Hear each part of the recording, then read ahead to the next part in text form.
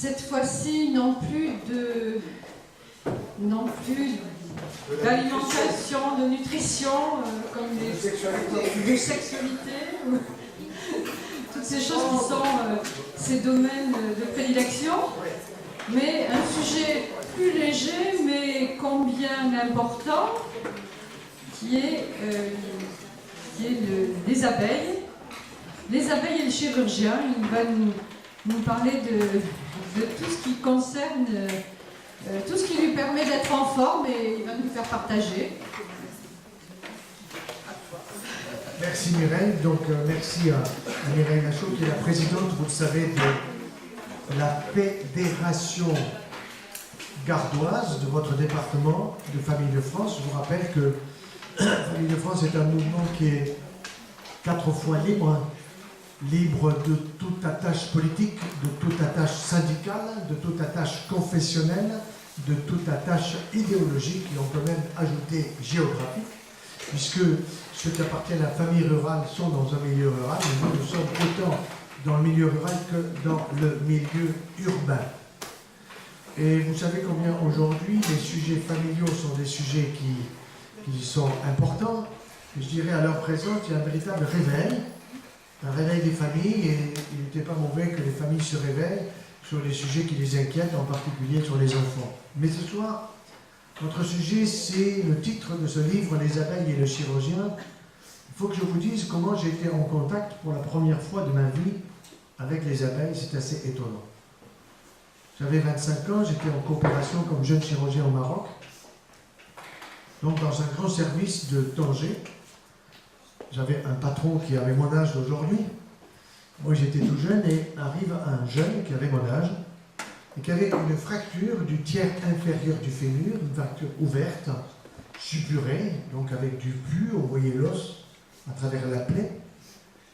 Et donc, il venait parce que tous les médecins qui étaient passés par là n'étaient pas parvenus à stopper cette infection. Et on sait qu'une infection sur les os, souvent, ça guérit très, très difficile. Bref, je présente ce jeune au patron, et il me dit, demain, tu l'amputes. Il me semble l'entendre encore. C'est comme si on m'avait dit, t'amputes toi, quoi. Il est mon âge. Alors, quand j'ai eu fini la visite, je suis allé le voir, je lui ai dit, foutez le camp, restez pas ici, parce que sinon, demain, je vous ampute. Ici, c'est comme ça que ça fonctionne. Alors, il me dit, est-ce que je peux mettre dedans du miel? Il m'aurait dit, mettez du jus de banane. J'aurais dit, mettez du jus de banane. Je lui ai dit, mettez du miel, mais qu'est-ce que vous voulez, mais ne restez pas, sinon demain, je vous coupe la jambe. Il est parti. 3 mois et demi plus tard, il revient cicatrisé.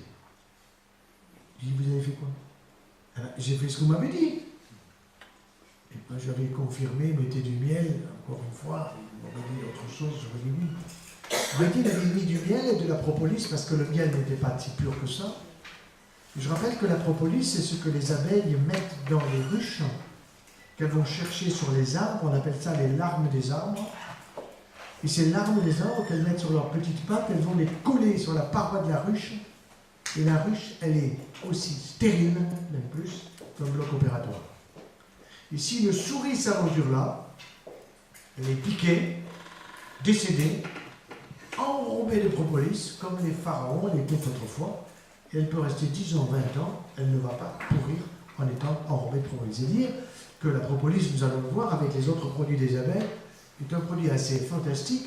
En plus, ce que le malade m'avait dit, c'est que les abeilles étaient venues gentiment, à la fois chercher du sucre sur le miel qu'il avait mis dans sa plaie, mais aussi piquer. Piquer, ça veut dire quoi? Elles avaient fait de l'apipuncture.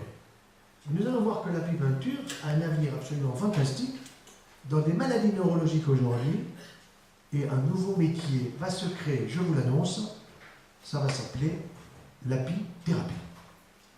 Et ça va créer de l'emploi.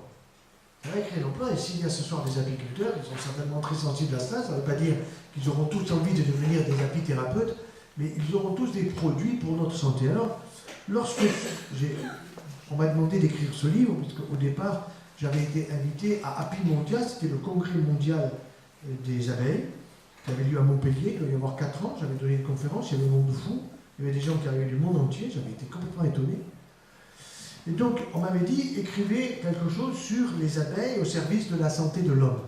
C'était le titre du livre, et puis l'éditeur a trouvé que c'était un peu long. Alors je me suis dit, ben, il faut raccourcir le titre. Et puis je suis allé sur Internet, comme tout le monde fait aujourd'hui, sur Google, et puis j'ai vu qu'il y avait un livre d'un président de la République qui s'appelait François Mitterrand, et qui avait appelé son livre « Les abeilles et l'architecte ». Je me souvenais que ce livre avait fait du bruit, mais je savais aussi, j'y suis revenu, qu'il n'y avait pas une goutte de miel dedans. Il y avait de la politique, mais rien sur les abeilles. Et alors si vous allez sur Internet, vous pourrez le voir comme moi, vous verrez que Bernard Pivot l'invite à sa conférence, à son émission Apostrophe, et lui dit, mais monsieur Mitterrand, pourquoi vous avez appelé votre livre L'abeille et l'architecte? Il n'y a rien sur les abeilles. Il répond, Roger Garotti, vous savez, qui était un membre du Parti communiste français, il lui dit, voilà, j'ai un livre qui est tout prêt, quand même une petite bombe politique, je cherche un titre choc. Roger, tu n'as pas une idée à me donner? Mais si, bien sûr, tu vas pas mettre L'abeille et l'architecte. Mais c'est génial, mais d'où tu sors ça? Mais c'est Karl Marx. Comment Karl Marx? Mais enfin, tu sais pas ça, François? Karl Marx a écrit un livre, une petite revue, L'abeille et l'architecte, sur justement la société des abeilles. Et Karl Marx, qui était plus que marxiste, si on peut dire, il n'aimait pas trop cette société parce qu'il y avait une reine. Et que la reine, elle régnait sur toutes les autres. Et un des éléments très amusants de l'abeille, c'est que quand l'abeille est fécondée par les mâles, il meurt sur place. Il la féconde en vol, imaginez messieurs, en vol. Et ils sont morts aussitôt. Vous vous rendez compte le nombre de morts que ça ferait si chaque fois que, bon, ça ne va pas insister. Mais l'abeille d'aujourd'hui est devenue la sentinelle de l'environnement. Souvenez-vous qu'on n'est pas très loin d'Alès, des mines d'Alès, de la Grande Combe. Dans ces mines, demandez aux grands-parents, la sentinelle de l'environnement, c'était le canari. On mettait un canari dans une petite cage, et au fond des mines, quand le canari commençait à plier la tête, on disait aux mineurs, dégagez et remontez vite. Et aujourd'hui, c'est plus le canari, c'est l'abeille. Et ce qui est inquiétant, c'est que nous en avons de moins en moins d'abeilles. Qu'il y a une agriculture productiviste avec des produits comme le Roundup et tous les autres dont vous entendez parler dans la presse régulièrement, qui sont d'authentiques toxiques de l'environnement sous le prétexte qu'ils nous permettent d'avoir, soi-disant, des pommes, des poires, et des fruits et des légumes et de tout ce que vous voudrez, qui seraient, soi-disant, meilleurs pour notre santé, et qu'on ne pourrait pas nourrir notre planète que sans ces produits, ce qui est totalement faux, sauf pour Monsanto. Ça résonne. Monsanto. Et Monsanto, nous le savons tous maintenant, Monsanto, c'est l'aspartame, la sucrète, c'est une authentique saloperie, alors que le miel ne l'est pas. Et Monsanto est un destructeur d'humanité, un destructeur, je dis bien d'humanité, avec tous les produits qu'il fabrique dans le cadre de l'agriculture productiviste et que nous voyons aussi avec les abeilles. Et souvenez-vous que Albert Einstein avait dit, quand les abeilles disparaîtront, il restera à l'humanité 4 ans de vie. C'est excessif. D'abord, pour moi, elles ne disparaîtront jamais parce qu'elles sont on est en train de prendre conscience du problème, et à partir du moment où on prend conscience, ça repart. Et je vois des apiculteurs qui sont de véritables philosophes de la nature, des philosophes de l'agriculture, et il m'arrive de donner des conférences assez souvent sur la thématique, ça sera demain à Strasbourg, l'agriculteur, premier acteur de santé. Alors on me dit, mais le premier acteur de santé, docteur, c'est vous? Mais pas du tout. Le premier acteur de santé, c'est l'agriculteur, parce que c'est lui qui nous donne les produits de qualité. Et nous allons le voir avec les abeilles, tous les produits qu'elles sont capables de nous apporter. Les abeilles, elles sont arrivées sur la Terre des millions d'années avant nous. Des millions d'années avant nous. Et si vous êtes allé au Mexique, par exemple, que vous voyez les pyramides du Mexique, on ne peut pas dire que les Mexicains étaient en rapport avec les Égyptiens, ou du moins pas de relation précise sur le plan de l'histoire. Mais par contre, les pyramides du Mexique, si vous regardez les ruches des abeilles du Mexique, qui ne piquent pas, qui n'ont pas d'appareil pour piquer, il semblerait qu'elles les tuent et qu'elles ne l'ont plus, eh bien, c'est exactement, elles construisent des ruches exactement comme les pyramides du Mexique. Donc ça veut dire que l'époque, les Mayas et autres ont pompé, ont copié, ont fait une copie de ce qu'ils voyaient dans leur propre nature. Alors, donc, cette agriculture irraisonnée, déraisonnable et suicidaire est une agriculture qui est extrêmement dangereuse, d'autant plus que les produits que les abeilles vont nous fournir, nous allons voir le miel, nous allons voir la propolis, nous allons voir les pollens, nous allons voir également la gelée royale, nous allons voir les venins, nous allons voir tout cela. Et vous voyez cette petite insecte, après tout, dont souvent nous avons peur. Eh bien, non. Sachez qu'une abeille, elle vous entend quand vous lui parlez. Non pas qu'elle puisse décoder, mais elle décode votre peur. Et elle décodera autant votre sympathie pour elle et ne viendra pas se précipiter pour vous piquer. On le sait depuis les Égyptiens, les Assyriens, les Chinois, les Grecs, les Romains. Pline l'Ancien en parle déjà 23 à 79 avant Jésus-Christ. Et je l'ai dit récemment à mon frère qui opère beaucoup les varices. Je lui ai dit, tu sais, tu pourrais diminuer les opérations en demandant aux femmes de passer du miel sur leurs varices, ce qui permet de faire des massages et qui permet la circulation du sang. Alors on se dit, mais c'est quand même dommage de mettre du miel sur mes guiboles, alors que, après tout, c'est bon à consommer. Alors ce miel, 1 gramme de miel, c'est une visite de 7500 fleurs.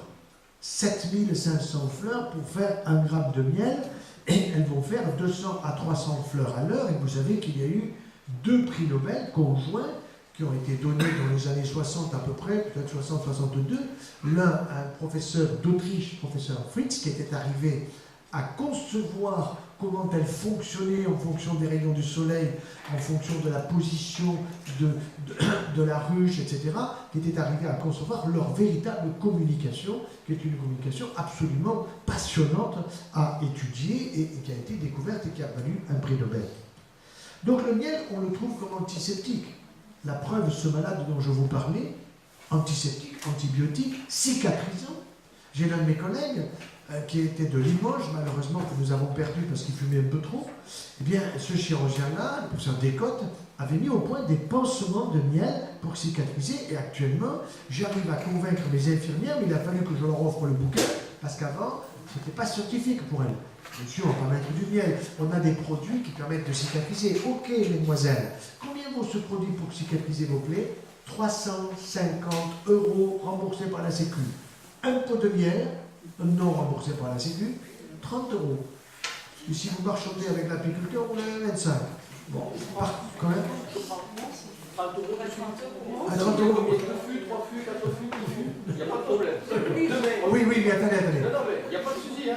En bio, on fonctionne en bio, il n'y a pas de problème. À 30 €, c'est comme vous voulez. Hein. Laissez-moi finir. Non, mais c'est comme vous voulez. Mais c'est bien ce que je veux dire, c'est 30 € par rapport à 350. Et je dois voir prochainement Madame Marisol Touraine, qui est ministre de la Santé. Je vais lui proposer des économies de la santé. Je lui ai fait un petit rapport là-dessus. Économie de la santé, création d'emplois. Croyez-moi, elle va tendre l'oreille. Ils n'ont plus un radis. Donc si on leur fait baisser les fuites de 14 milliards d'euros, ne serait-ce que pour le traitement du cancer, avec toutes les plaies et les pansements que ça représente, c'est vous dire si ça va les intéresser. Antiseptique, cicatrisant, antibiotique, antioxydant. Antioxydant, ça veut dire anti-vieillissement, anti-inflammatoire et antiviral. Donc des économies absolument certaines dans le cadre de la santé. Qu'est-ce qu'il y a dans le miel? Il n'y a pas que du sucre. D'abord, il y a le meilleur sucre de tous les sucres que vous trouvez dans les fruits, qui s'appelle le fructose.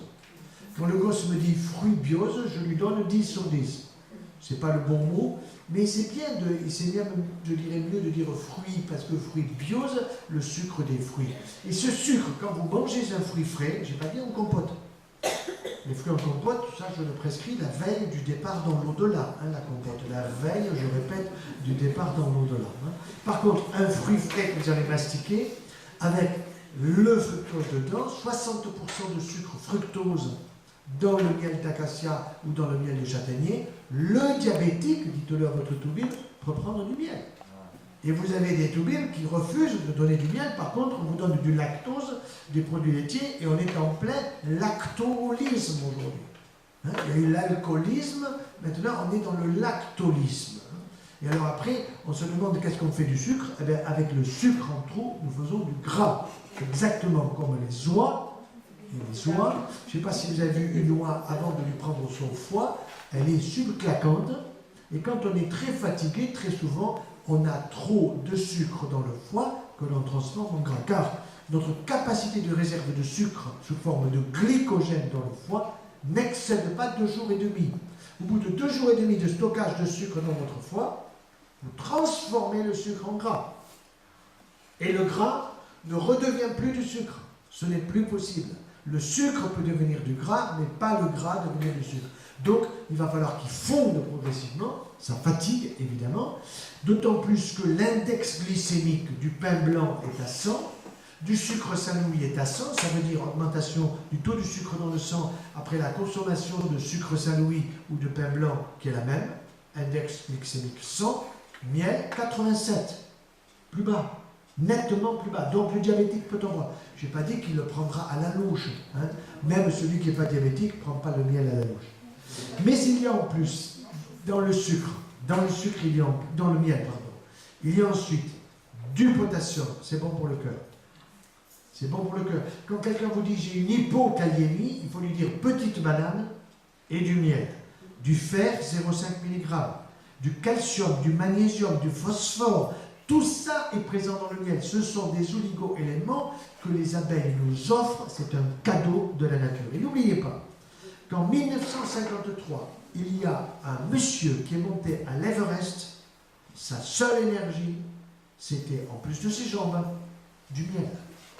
C'était Sir Hillary, Edmund Hillary, qui était lui-même apiculteur, qui était de Nouvelle-Zélande. Il a été le premier à monter à 8846 mètres avec du miel. En plus, vous avez des oligo-éléments, le cuivre, le manganèse, le zinc, nécessaires à la cicatrisation. Le soufre également, pas en grande quantité, mais utile pour la respiration.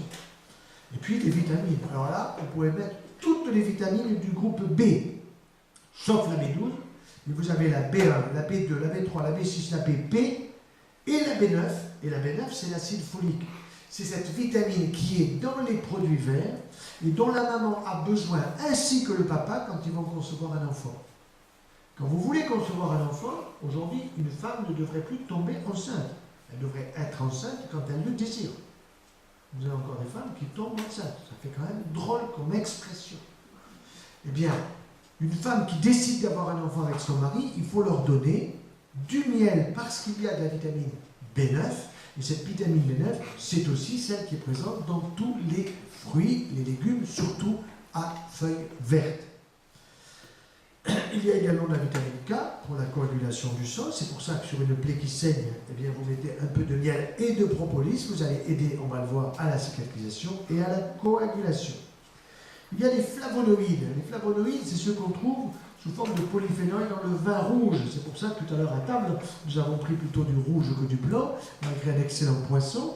Et le rouge, polyphénol, antioxydant. Un ballon, pas un litron, n'est-ce pas? Un ballon. Bon.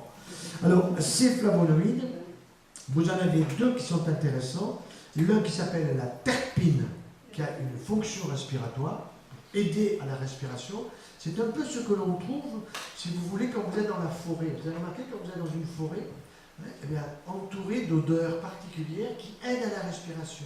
Les bronchopneumatiques respirent mieux en forêt que ceux qui seront en ville, au contact de la pollution. Puis vous avez la terpine. Pardon, vous avez l'autre qui est l'inhibine. L'inhibine, elle inhibe. C'est une forme antibiotique qui, avec la terpine, est un mucofluidifiant respiratoire, donc extrêmement utile, et 1 à 2 cuillerées à soupe de miel naturel non chauffé, comme me l'a dit mon épouse, c'est tout à fait juste. Donc, le miel est indiqué en ORL pour les asthénies, la convalescence et les anémies. Le miel est utilisé et doit être utilisé dans le lait des nourrissons quand la maman ne nourrit pas l'enfant parce qu'il est naturellement sucré, mais la maman peut prendre du miel pour avoir un lait de qualité, bien évidemment. Pas de sucre raffiné, alors les personnes âgées, idéal pour les personnes âgées, 50 grammes par jour. Des études ont montré une diminution de la mortalité coronarienne, un meilleur sommeil. Je vais vous donner un exemple. L'été dernier, nous étions en vacances. Et en vacances, il y avait les enfants, il y avait les petits-enfants, et la dernière petite Élise, qui a 6 mois, tous les matins, c'était la même chanson. Est-ce qu'elle a fait sa nuit ou pas? Ça veut dire qu'elle n'avait pas fait sa nuit. Est-ce qu'Élise a fait sa nuit? Bon, merdez pas. Élise n'a pas fait sa nuit, ça veut dire que son père n'a pas dormi, sa mère n'a pas dormi, grand-père n'a pas, personne n'a dormi. Bon. Alors j'ai pris les choses en main. Voilà. Et qu'est-ce que j'ai fait? J'ai pris la petite Élise de 6 mois et je lui ai raconté une petite histoire avec une cuillerée à café de miel. Je lui ai dit que moi j'allais bien dormir avec la cuillère à café de miel. Je lui ai expliqué tout ça, elle me regardait avec et puis j'ai pris la cuillère à café, je l'ai bien prise sur les lèvres pour lui montrer, puis j'ai vu qu'elle commençait à bouger les lèvres, elle commençait à imiter le grand-père. Et puis ensuite j'ai pris une cuillère à moka et je lui ai fait prendre la cuillère à moka avec une bonne psychothérapie en lui expliquant tu vas faire dodo, tout le monde va être content, ça va être au bonheur et la joie. Le lendemain, Élise a fait sa nuit. Bon, ça veut bien dire que le miel peut être utile plutôt que d'aller donner du Theralène. Souvenez-vous, on donnait du Theralène aux gosses. C'est un scandale. Alors que des produits aussi naturels sont indispensables dans ces indications. Quand vous avez un Helicobacter pylori, beaucoup de gens sont stressés aujourd'hui. Hein? Vous avez vu, le président de la République il dit un truc, le lendemain il dit l'inverse. Ça vous angoisse, quoi. Vous ne comprenez plus. Donc, à ce moment-là, ça vous fait venir un Helicobacter pylori dans l'estomac. Et alors la seule façon, eh bien, avec le miel, ça va vous calmer. Donc on va en faire envoyer 10 kilos à l'Élysée prochainement. Donc, ce miel, il va lutter contre cet Helicobacter par l'intermédiaire, en particulier de la vitamine C. Et cette vitamine C, elle est non seulement dans le miel, mais dans les fruits que vous allez mastiquer. Pas les fruits dans un yaourt. Vous savez que le yaya, je le prescris aussi la veille du départ dans l'au-delà. Hein. La veille. Normal que vous ayez un petit sucre avant de partir. Bon. Crampes musculaires. Excellent contre les crampes musculaires. Alors, récemment, une dame qui me dit, docteur, quand j'urine, ça me brûle. Madame, deux choses. Un, vous ne buvez pas assez. Deux, il faut prendre un verre de bon vin à la fin du repas. J'aime pas le vin, je suis allergique. Et votre mari, il se régale. Vous avez qu'à partager et prendre du miel parce que vous avez un produit qu'on appelle l'arbutine qui a été isolé dans le miel, qui va être éliminé par les urines et qui a un effet antiseptique urinaire. On va le voir également pour la toux. Vous savez, les toux spasmodiques, des gens qui toussent sans arrêt. Alors, non seulement on va voir qu'il y a le miel, mais il y a également, je dois en avoir dans la poche, si mon épouse m'en a mis, oui, il y a, on va le voir, la propolis, qui est utile pour réduire les inflammations de la gorge, les inflammations laryngées, etc. Ne pas chauffer le miel, parce qu'en le chauffant, on détruit les enzymes, on perd beaucoup de ses facultés et on peut voir apparaître un produit qui est un produit toxique dont nous reparlerons tout à l'heure et qui est évidemment un produit dangereux. Mais dans les sinusites chroniques par exemple, je voyais une dame qui avait une sinusite chronique, qui allait régulièrement se faire des lavages des sinus chez l'ORL tous les 2-3 mois et en particulier l'hiver. Je lui ai dit, mais madame, c'est pas ça qu'il faut faire. Tout simplement, vous allez pouvoir, dans les sinusites chroniques, bien mettre quelques gouttes de propolis, parce que c'est des gouttes de propolis que vous allez mettre gentiment dans le nez de chaque côté, ça remontera dans vos sinus, ça en aura un effet anti-inflammatoire, et je vous dis qu'en 15 jours, vous allez régler le problème. Et vous n'avez pas besoin d'aller faire une consultation d'ORL pour ça. Vous êtes parfaitement capable de vous soigner. Ça veut dire que, vous voyez, j'ai une prochaine émission de nouveau sur Antenne 2 avec Sophie Davant, où je vais essayer d'orienter les choses. Parce que ces choses-là, pourquoi on ne les passe pas à 20h30 à la place de Darty dont on n'a rien à foutre? Pourquoi on ne fait pas passer des messages de bonne santé que les gens écouteraient après les nouvelles de 20h, 20h30? Je pense que les gens capteraient très fort. Vous voyez. Et mon idée, c'est de mettre en place un système avec des élèves du Mine Marceau. Vous vous souvenez du Mine Marceau? Le Mine Marceau, il était génial, il ne parlait pas, avec des gestes, avec ses yeux, avec sa bouche, vous compreniez tout ce qu'il disait. Eh bien, il faut prendre un élève, j'ai déjà testé une jeune femme, élève du Mine Marceau, vous lui donnez un petit sujet, elle vous traite ça en 45 secondes, c'est formidable, et elle n'a pas dit un mot. Eh bien voilà, des tas de choses qu'on pourrait faire passer, je l'ai proposé à la 1, à la 2, à la 6, ils sont hermétiques, mais peut-être qu'un jour, on arrivera à se faire entendre, il faut être persévérant. Alors, le miel, donc, il est plus efficace que tous les sirops contre la toux. Allez voir en pharmacie ce que ça coûte. L'autre jour, j'étais, vous le savez, certains d'entre vous étaient là à Saint-Privat-les-Vieux. Et à Saint-Privat-les-Vieux, la première personne qui est sortie était au premier rang, c'était la pharmacienne.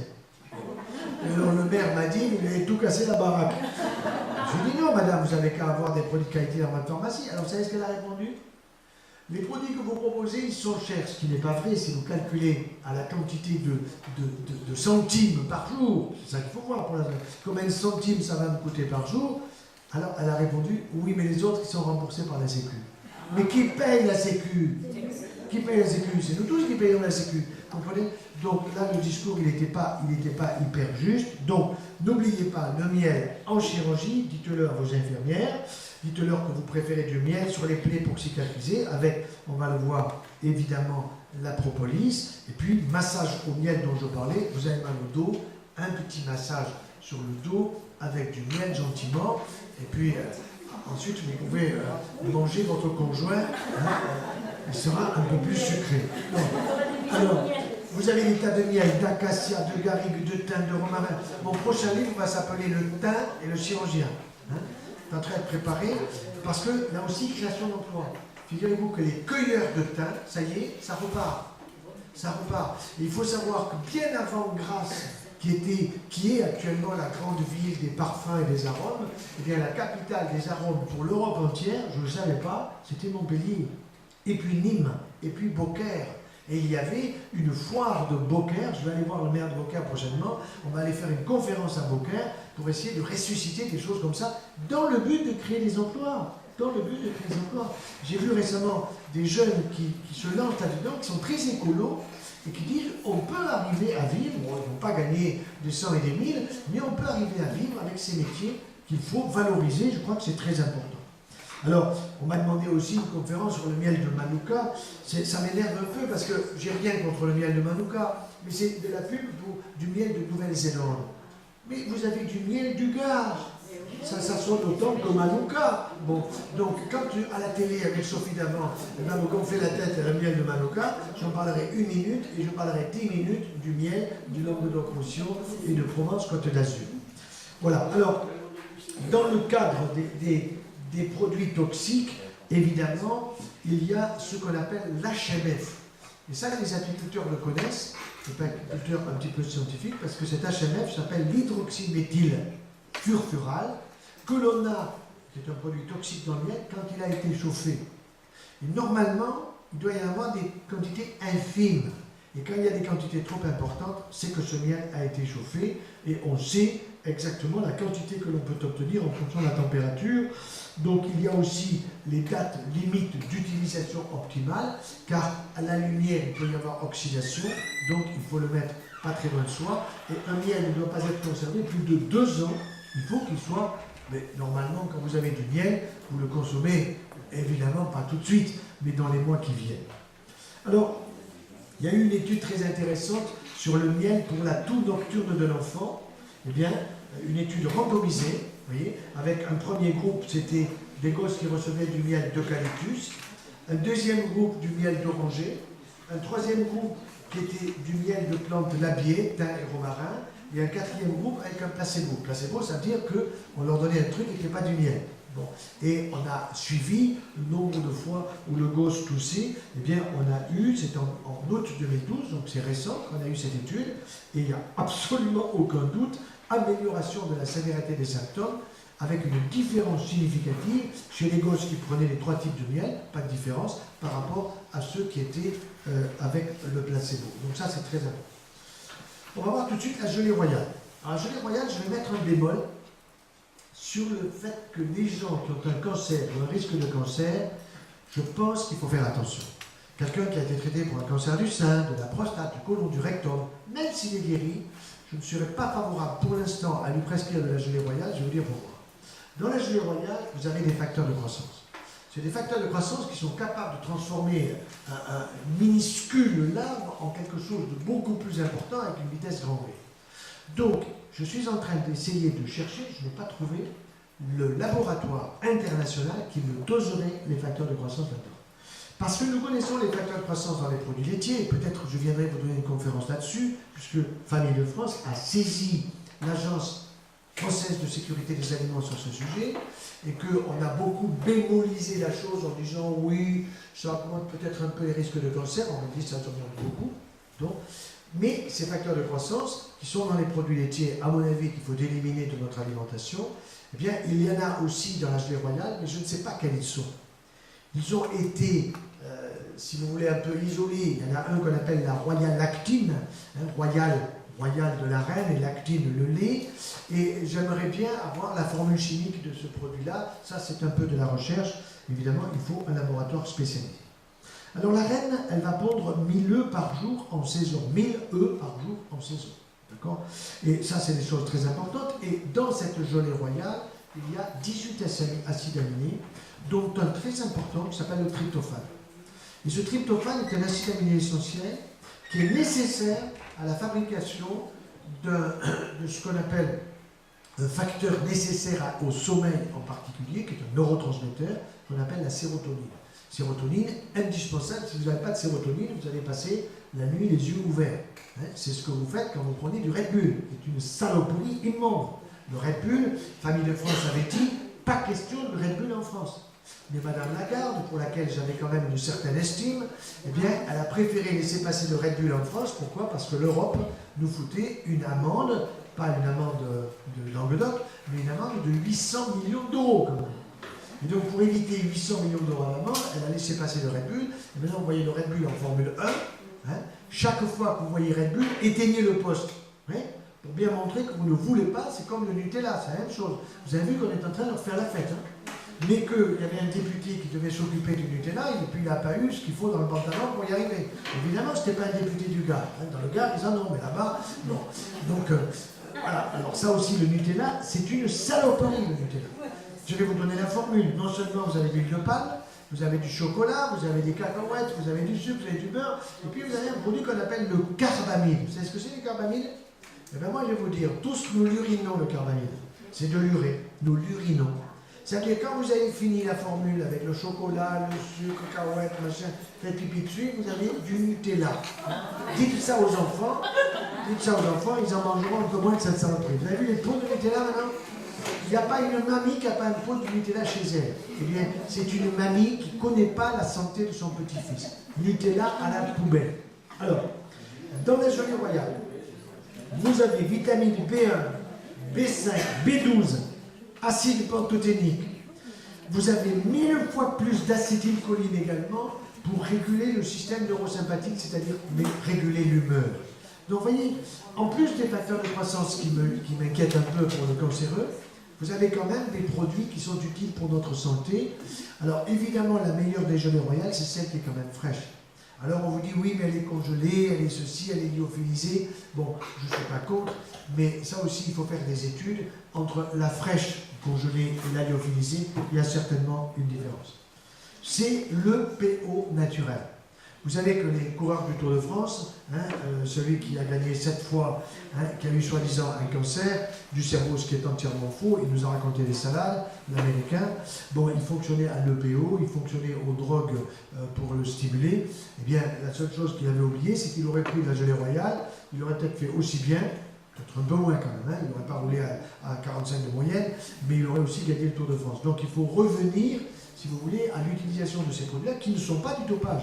C'est un EPO naturel. Je rappelle que EPO, ça veut dire érythropoïétine. Qu'est-ce que ça veut dire érythropoïétine?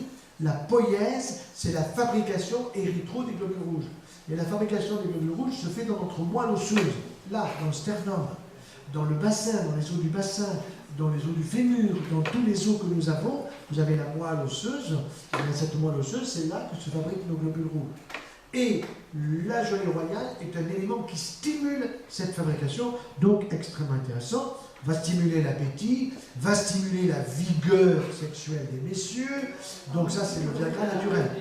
Quand vous voyez un monsieur qui a des cannes blanches à 60 ans, dites-vous que celui-là il est au Viagra, hein, parce que le Viagra il n'a pas fait péter que là où vous pensez, mais ça lui fait péter la rétine aussi. Donc ça aussi c'est un produit dangereux, les pharmaciens n'aiment pas que je le dise, parce qu'ils gagnent un pognon fou avec ça. C'est pas remboursé par la Sécu. Bon. Passons au pollen. Alors le pollen, c'est génial pour l'équilibre de la flore digestive. 10 millions de ferments lactiques par gramme de pollen. Alors vous ne prenez pas 1 gramme, vous prenez une cuillère à soupe. Et vous la mastiquez bien. Et vous la mastiquez d'autant plus que ça vous colle un peu. Et quand ça colle, il faut appeler la salive. Je vous rappelle que la salive, nous avons des glandes salivaires. Récemment, je demandais à mon interne, dis-moi Martin, combien tu as de glandes salivaires en fin d'opération et je suis obligé de te noter maintenant. Je vais te poser des questions. Alors à travers son masque, je vois que ses yeux hésitent. Je dis Martin, combien as-tu de glandes salivaires? Tu veux être chirurgien digestif. Ça commence là-haut la digestion. Là il me regarde et il y en a beaucoup. Bon. Je lui dis, je te demande un chiffre. Alors, Jette-toi l'eau, il me sort 4. Ben, tu as 0. On a 6 glandes salivaires. On a 2 parotides, une de chaque côté. 2 sous-maxillaires et 2 sublinguales.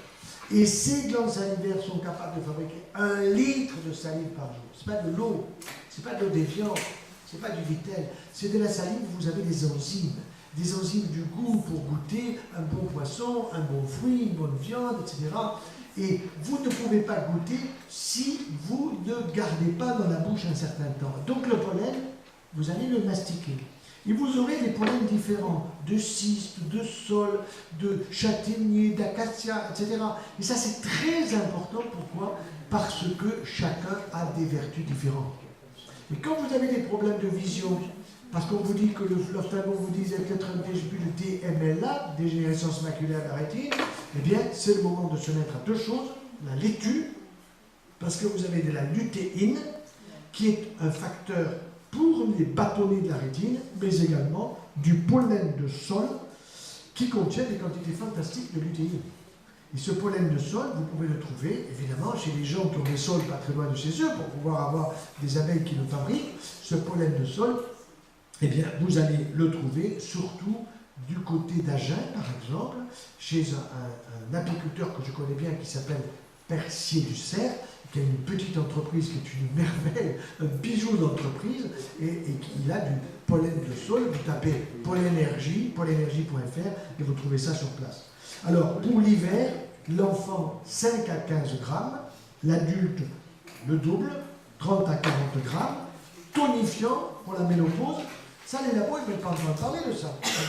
Ils préfèrent vous donner un traitement hormonal substitutif. D'autant que, ça, ils ne font pas exprès, 30% de plus de cancer du sein. Alors là, on va pouvoir donner un traitement contre le cancer. 70 000 nouveaux cas de cancer du sein attendus en 2012, cette année en France. 70 000.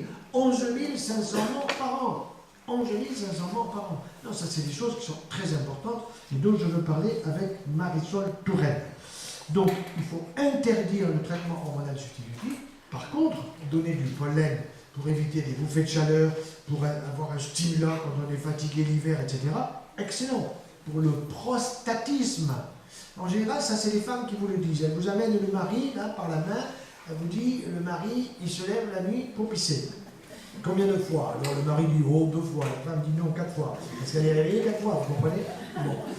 Et alors, ça c'est très amusant. Et puis alors, quand vous dites au monsieur, ça marche la sexualité, vous faites bien sûr, et derrière la femme, elle vous fait comme ça.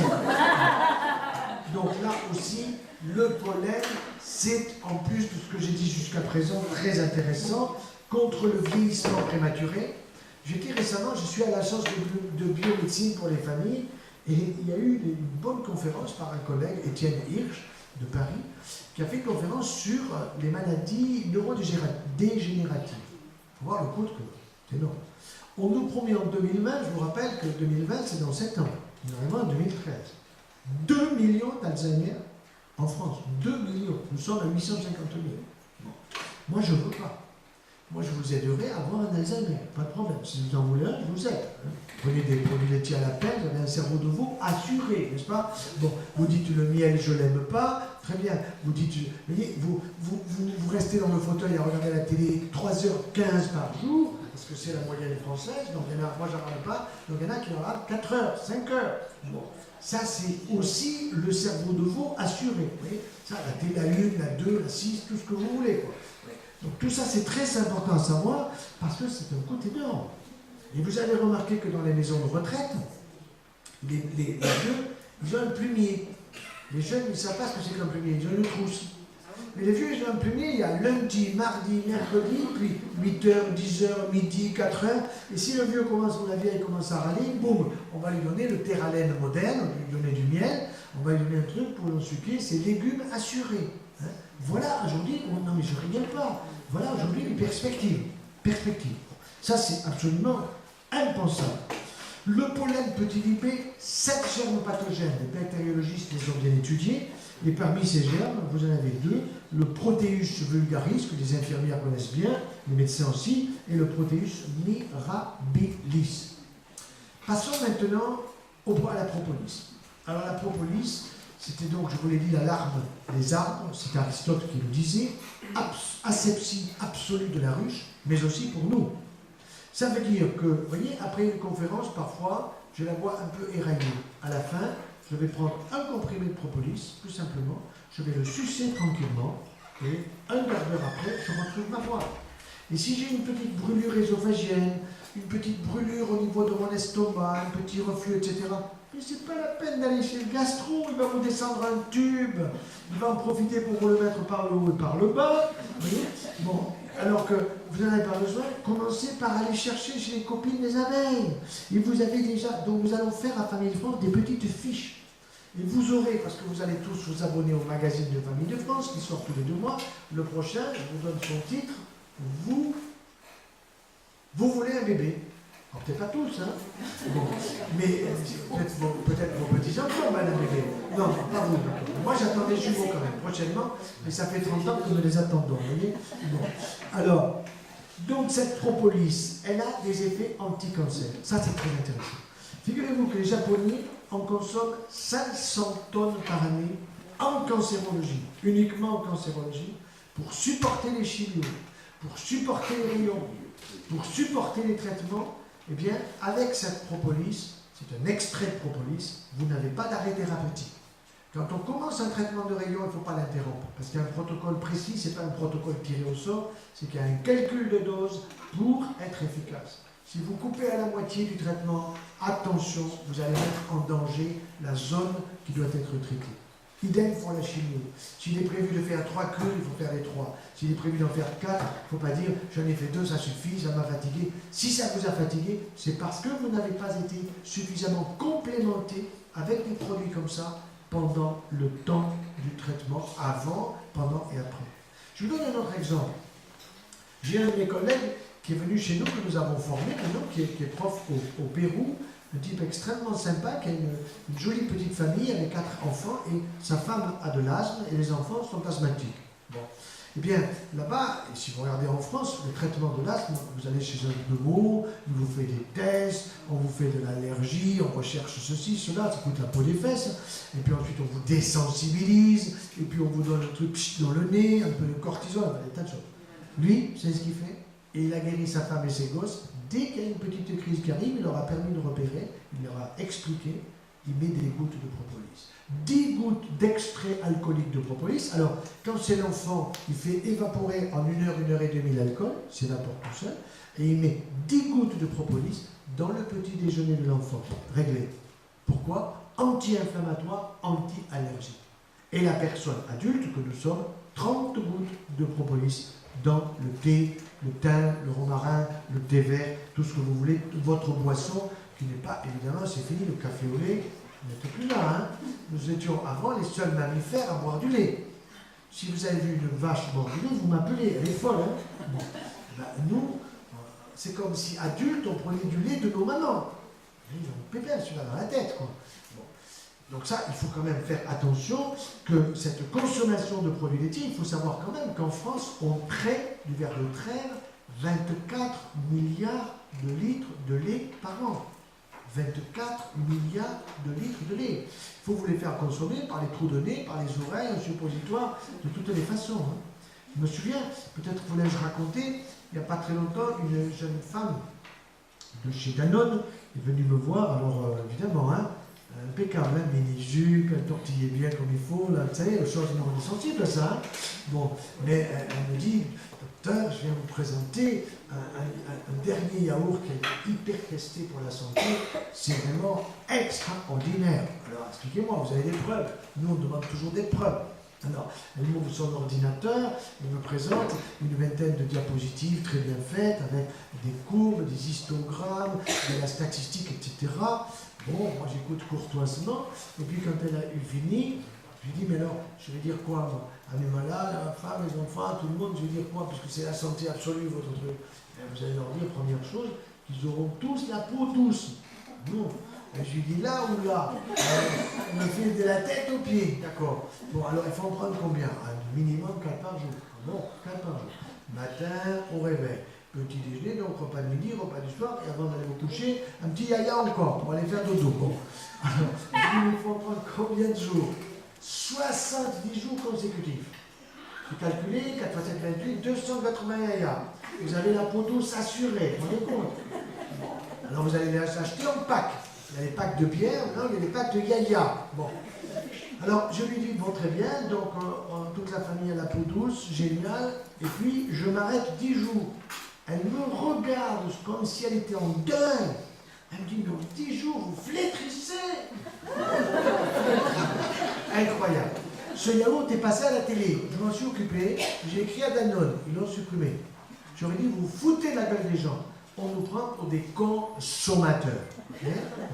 Donc ça, il faut vraiment faire très attention parce qu'on nous raconte des salades pour que l'on consomme des choses qui ne sont absolument pas utiles à la santé. Alors, à la propolis, on peut ajouter du millepertuis.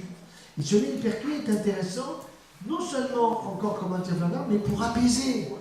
Pour apaiser. Alors les gens vous disent, ah oui, mais je ne dors pas bien, je ne m'endors pas parce que vous avez des soucis, etc.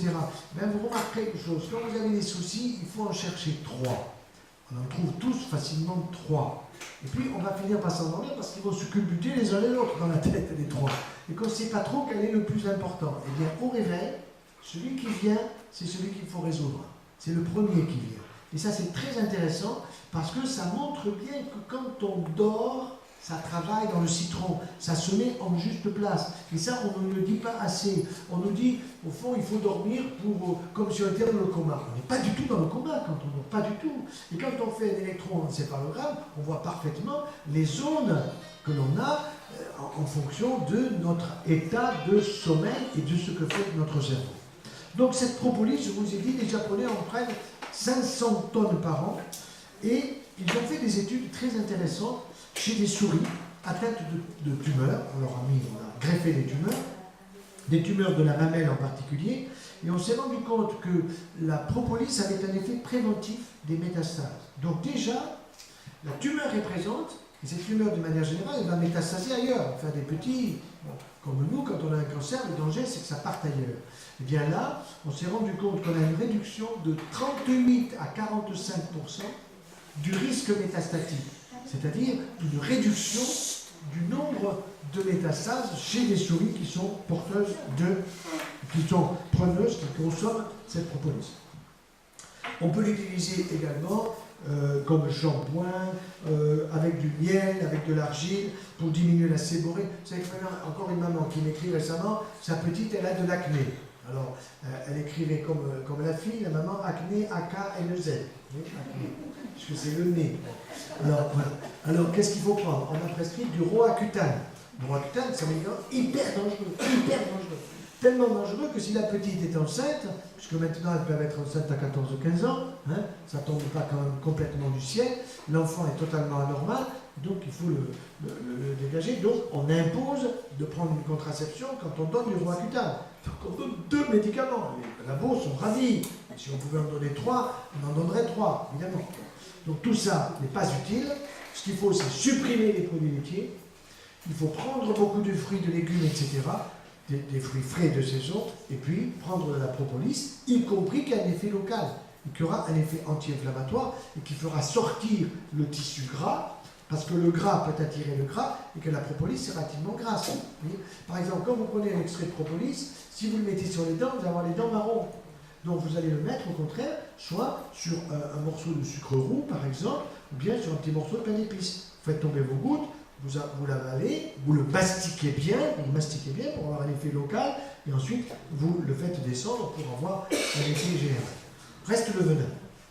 Alors le venin, j'ai préfacé un livre récemment d'une malade que j'ai connue à une conférence qui était à Montpellier à la salle Pétrarque. Il y avait une dame sur un fauteuil roulant. On me présente cette dame, et cette dame me dit, ben moi j'ai une sclérose en plaques, et j'ai guéri avec les produits des abeilles. Je me dis, guéri avec les abeilles en étant sur un fauteuil roulant, ça m'étonnerait. Il faut écouter les gens, il faut être correct, il faut être courtois. Je dis, écoutez madame, moi je veux bien vous croire, mais j'aimerais vérifier, ça m'intéresse. Donc venez donc à la consultation, il n'y a pas de problème, ça ne vous coûtera que dalle, mais amenez-moi votre dossier, je vois ça de près. Donc elle vient, elle avait son IRM, manifestement il y avait une sclérose en plaques, et je lui dis, elle date de quand votre dernière IRM? 2 ans. Tu vas en faire une autre. On en profite tout de suite, allez, à l'IRM. Elle est allée à l'IRM, mon collègue m'appelle, je dis à mon collègue, elle a une sclérose en plaques, donc occupe-toi bien d'elle, etc. Mon collègue m'appelle, il me dit, Henri, cette sclérose en plaques, elle y est, mais elle est neutre. C'est-à-dire, elle a négativé toutes les zones. C'est-à-dire, c'est effectivement neutralisé, cicatrisé, si vous voulez. Ça ne veut pas dire nécessairement que le courant passe dans la zone, mais ça veut dire que ça ne s'étend plus, ce n'est plus chaud, chaud au sens où actif. Bien. Donc je vois ça, je l'examine d'une manière détaillée, et je me rends compte que le fauteuil roulant, en réalité, lui dit au fait que quand elle a eu sa sclérose en plaques, elle est tombée, elle s'est cassé le bassin. Donc elle s'est fait une fracture.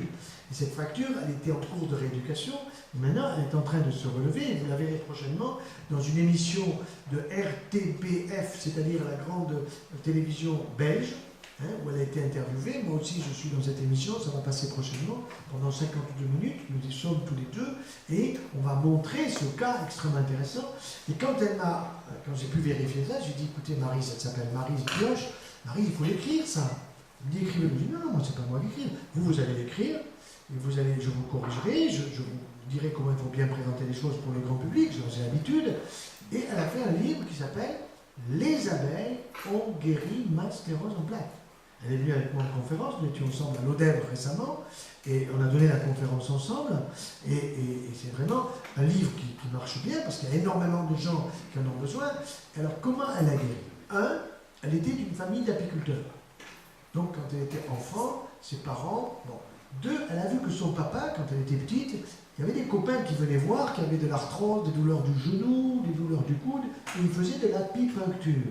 C'est-à-dire qu'il attrapait une abeille avec une pince, il piquait aux endroits inflammatoires, et pendant 15 jours, 3 semaines, la personne n'avait plus mal. Charlemagne faisait ça. Yvan le Terrible faisait ça aussi. Je veux dire, il y a déjà des choses, ça n'a pas été inventé récemment, ces choses-là. Bien. Et donc, quand elle a eu sa sclérose en plaques, elle est allée voir les grandes toubibs du CHU. Mes collègues qui lui ont dit franchement les choses, écoutez, on a des traitements, mais à l'essai. C'est-à-dire comment vous tirez au sort. Il y a le A ou il y a le B. Bon. Alors, comme on tire au sort et que c'est anonyme, le résultat, on ne sait pas si dans le A vous avez le produit, vous avez le placebo si vous prenez le B. On ne sait pas exactement. Bon. Donc elle a refusé, elle a dit non, moi je veux pas ça, d'autant qu'il y a des complications.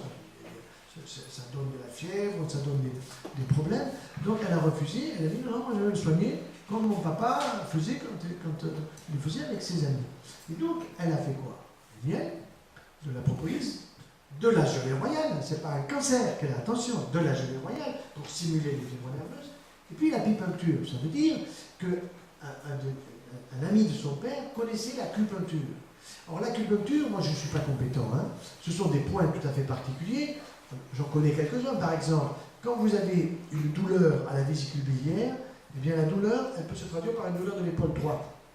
Quand vous avez un problème cardiaque, non seulement pour avoir des douleurs au niveau du cou, mais vous pouvez avoir des douleurs en poignet, ici, au poignet gauche. C'est assez typique. Ça, ce sont un peu des choses de l'acupuncture. Bon, donc, je ne vais pas vous le détailler, mais dans son livre, elle a mis tous les points d'acupuncture et qui sont devenus des points d'apipuncture. En particulier sur la zone de son corps qui ne fonctionnait pas. Comment elle a fait le diagnostic de sa sclérose en plaques? Un jour, elle était prof de gym. Bon, elle courait le dimanche avec son mari et ses enfants, et puis la jambe n'obéit plus. Imaginez que je veux attraper ça, et puis ça n'obéit pas. Il y a un problème. Bon, j'aime bien cette expression, sa jambe n'obéit plus. C'est comme ça que le diagnostic a été fait, avec tous les examens, ponction lombaire, etc. Donc, c'est une véritable sclérose en plaques. Alors, ça veut dire qu'elle a, par les points d'apipuncture, stimulé les zones, comme le Marocain dont je vous parlais, que j'ai retrouvé 40 ans plus tard dans la rue avec mon épouse, quand je suis allé faire une sorte de pèlerinage à Tanger pour retrouver un coin que j'avais beaucoup aimé quand j'étais jeune médecin, jeune chirurgien en coopération. Et je l'ai retrouvé, le gars, dans la rue, il a remonté son pantalon pour me montrer sa plaie qui avait cicatrisé donc 35 ou 40 ans avant. Donc, ça veut dire que le venin, il faut tout de même mettre un bémol. En effet, avec le venin, vous pouvez avoir une allergie. Une allergie très importante et même un choc anaphylactique. Donc ça veut dire qu'il faut préalablement qu'un médecin puisse dire que vous n'êtes pas allergique au venin. Alors vous pouvez le savoir parce que vous avez déjà été piqué par des abeilles et que ça vous a donné une petite rougeur banale, ou bien que vous avez déjà été piqué et que vous avez eu les lèvres qui ont gonflé, les yeux qui ont gonflé, la tête, etc. Et là, à ce moment-là, vous savez que vous êtes allergique. Vous voyez, et qu'il peut y avoir une allergie grave. Donc ça, ce sont des choses qui sont importantes à savoir. Ça veut dire qu'il faut qu'il y ait une collaboration intelligente entre le médecin, l'ergologue, puisque maintenant c'est une spécialité, et l'apithérapeute. Alors, avec Maryse Pioche, avec des apiculteurs que nous avons rencontrés, on va essayer de mettre en place une véritable carte de France. Parce que moi, je reçois énormément de mails de gens qui me disent « Docteur, où c'est que je peux aller ?» Des gens qui sont à Besançon. Je ne vais pas leur dire de descendre à Béziers, parce que Maryse Pioche est à Béziers. Bon, donc, il faut que je trouve des gens qui, à Besançon, qui, dans l'ouest de la France, sont capables également. Alors, nous en avons rencontré un récemment dans les Landes, qui est prêt à s'y mettre, un jeune qui a une jolie famille avec 3 enfants, bien sûr, qui a parfaitement compris qu'il fallait être famille de France, parce que c'est là qu'on est dynamique en France, c'est pas ailleurs, n'est-ce pas? Bon, et donc, il a adhéré à Famille de France, et il va avoir, alors, on va faire des cours avec des médecins, des allergologues, et on va donner un label. Donc les gens, ils pourront mettre sur leur plaque qui sont un apithérapeute et qui n'auront pas peur d'aider des gens comme ça. Et non seulement, pas simplement pour la pipencture, mais aussi pour le miel, la propolis, l'aldéroïne, etc. Vous voyez. Donc je crois qu'il faut voir un métier qui a déjà existé, qui existe, mais qu'il faut élargir vers la santé. Voilà. Ça, je crois que c'est très important. Et enfin, je dois prochainement peut-être marier une de mes filles et je vais être obligé d'offrir, je crois que c'est 10 litres d'hydromel à mon futur gendre. Les 10 litres d'hydromel à mon futur gendre sont destinés à sa lune de miel. Puisque normalement, quand il part en lune de miel, eh bien, au retour de la lune de miel, quelques mois plus tard, il doit vous apprendre que vous allez être grand-père. Et donc, l'hydromel est utile aussi pour cela, et c'est évidemment ce qu'on appelle le vin des dieux, ce vin des dieux qui était très utilisé par les Romains, par les Grecs, etc., qui revient un peu. Il y a un apiculteur qui m'a offert une petite bouteille, eh ben, je peux vous dire qu'elle est vite descendue la bouteille. Comment? Le sulfite, ça, non? Ah ben le sulfite, non, il faut faire attention, surtout s'il est bio. Vous faites du miel, vous, je crois. De temps en temps. Bon, donc voilà, ce que je veux insister sur le fait que, au fond, vous voyez, cet insecte, entre guillemets, c'est péjoratif même de dire cet insecte, l'abeille est vraiment au service de notre santé, à nous les humains, il faut le faire savoir, et à partir de là, je pense qu'on peut faire beaucoup d'économies et ne pas affoler les gens avec des traitements qui sont trop compliqués. Voilà, donc je reste à votre disposition en prenant mon comprimé de propolis pour répondre à vos questions. On y va pour les questions. Monsieur. Bonjour, parlez fort. Je suis restaurateur et... Vous êtes restaurateur, et apiculteur. Et les deux? Enfin, apiculteur amateur. Et donc, je propose le miel sur certains desserts. J'ai des clients qui sont diabétiques. Certains me disent qu'il n'y a pas de problème, et certains me disent que ça leur est complètement refusé. Oui. Eh bien, ils ont tort, ça n'est pas contre-indiqué, sauf si je ne pense pas que vous fassiez, vous mettez du miel tout autour, enfin, je veux dire, vous ne mettez pas des doses énormes de miel dans le dessert. Non, pas du tout, il faut en prendre, il n'y a aucun problème. Mais, vous devriez dire à celui-là, qui est diabétique, ne vous inquiétez pas, parce que j'ai le miel pour le diabétique. Et celui-là, c'est acacia ou châtaigne. Parce que vous avez plus de fructose. Et que ce fructose va être absorbé au niveau de l'estomac en fonction des besoins du cerveau. Comme le sucre des fruits. Je pensais que c'était peut-être des types de diabète différents qui pouvaient Non, le diabète de type 2. Vous savez, le diabète de type 2 coûte 10 milliards d'euros par an en France, 10 milliards. Et le diabète de type 2, il y a la bouffe. Je ne dis pas l'alimentation, je dis à la bouffe. Vous savez qu'au McDo, vous avez du pain de mie pour ne pas abîmer mon raclo. Au McDo, vous avez de la viande hachée qui a été mâchée par quelqu'un d'autre avant vous. Ça, vous le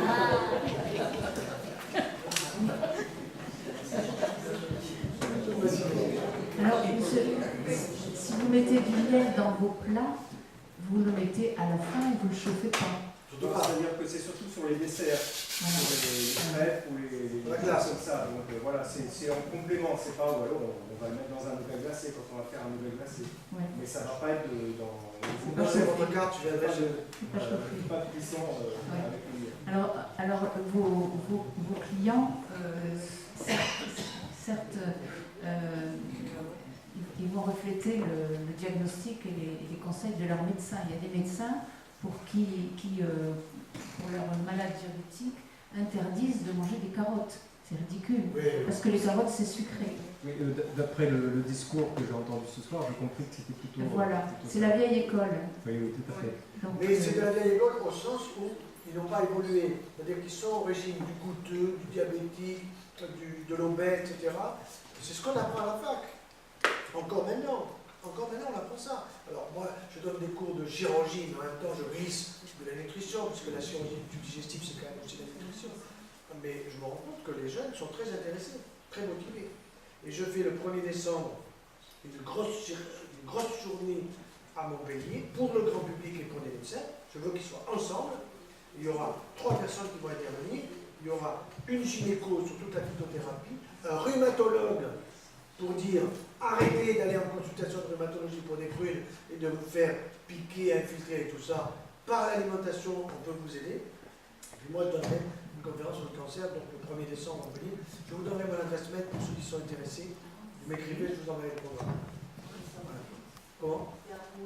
Non, c'est à Supagro. À Supagro à Montpellier. J'entends pas. Une question? Madame, je vais répéter. C'est pas une question, c'est. Vous avez dit qu'on ne peut pas faire cuire le miel. Non, il ne faut pas. Pas le chauffer. Le chauffer, mais on est obligé de chauffer pour faire du pain d'épices. Alors, ma femme est là, elle va vous dire comment elle fait le pain d'épices. La recette. Alors, j'utilise pas les. J'ai pas besoin de micro. Non, oui.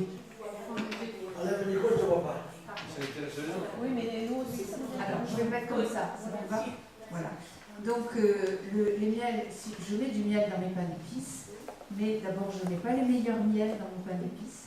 Je mets ceux dont je ne suis pas très sûre. Et puis, mes pains d'épices, je les cuis à la vapeur douce.